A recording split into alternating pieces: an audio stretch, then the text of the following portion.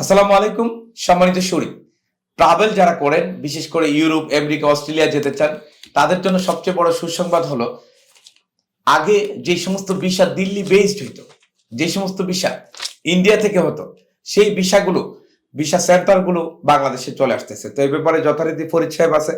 জি, আসলে এটা আমাদের জন্য খুবই ভালো একটা সংবাদ। সেটা হচ্ছে যেহেতু আমাদের প্রধান উপদেষ্টা ডক্টর মোহাম্মদ ইউনূস উনার ইয়েতে আমরা মোটামুটি ইন্ডিয়া থেকে যে আমাদের একটা আধিপত্য ছিল বা আমরা ভিসার ক্ষেত্রে যে আমাদের একটা বড় প্রবলেম ছিল যে দিল্লিতে গিয়ে অ্যাপ্লাই করা হতো বা আমাদের এই সাবকন্টিনেন্টালে এই ইয়েগুলোকে দিল্লি হাব হিসাবে ইউজ করা হতো যে আমরা আমাদের বেশিরভাগ ভিসার ক্ষেত্রে ইউরোপের ভিসাগুলো আমাদেরকে দিল্লি গিয়ে অ্যাম্বাসি ফেস করতে হতো।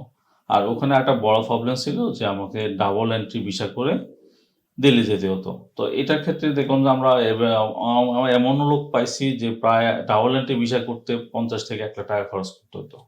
মানে হিউজ টাকার ব্যাপার, সময়ের ব্যাপার।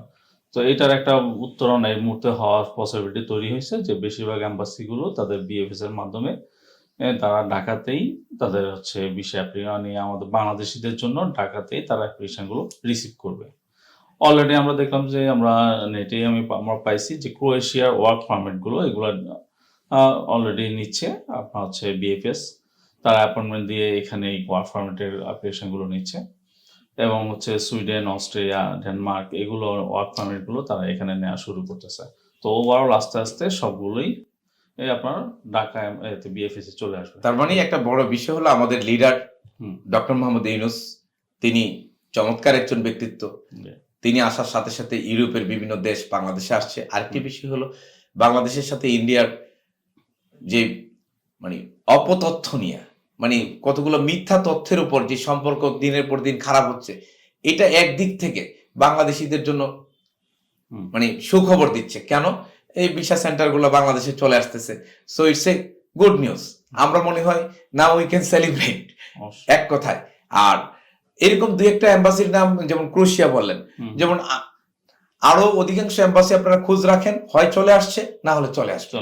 এবং এই জন্য আপনি আপনার যারা ইউরোপের বিভিন্ন দেশে যাইতে চান, যে দেশগুলোর এম্বাসি আগে বাংলাদেশে ছিল না, তারা প্রস্তুতি নেন এবং ভিসা জন্য যে প্রাথমিক রিকোয়ারমেন্ট বা চেকলিস্ট, সেগুলো আপনি যে কোনো একটা, যেমন ফরিদ সাহেবের সঙ্গে যোগাযোগ করে বা আমার সঙ্গে যোগাযোগ করে অথবা যে কোনো অফিসে যোগাযোগ করে আপনি সংগ্রহ করেন, করে ডকুমেন্টস রেডি করেন, এর মধ্যে দেখবেন সবকিছু ঠিকঠাক হয়ে গেছে। আপনি ইউরোপের যে কোনো দেশে খুব সহজে ট্রাভেল করতে পারবেন।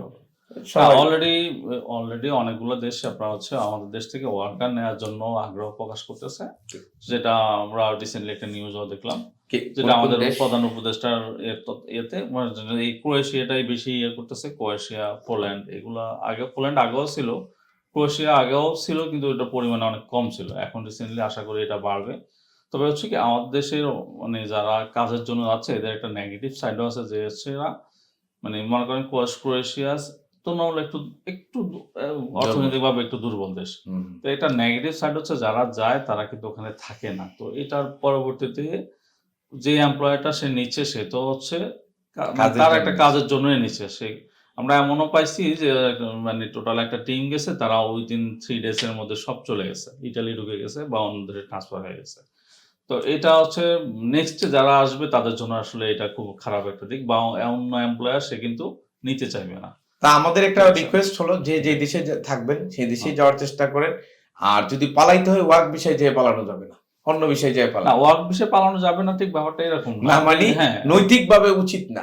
কারণ আপনি একটা ফ্যাক্টরিকে বিপদে ফেলতেছেন, সেই পরবর্তীতে আপনার দেশ থেকে আর রিক্রুট করবে না, এবং অফিসিয়ালি আপনার দেশের শ্রমিক অনেকটা ব্যানের মতো থাকবে, যেটা ইতিমধ্যে বিশ্বের বিভিন্ন দেশে আমরা দেখতে পাচ্ছি।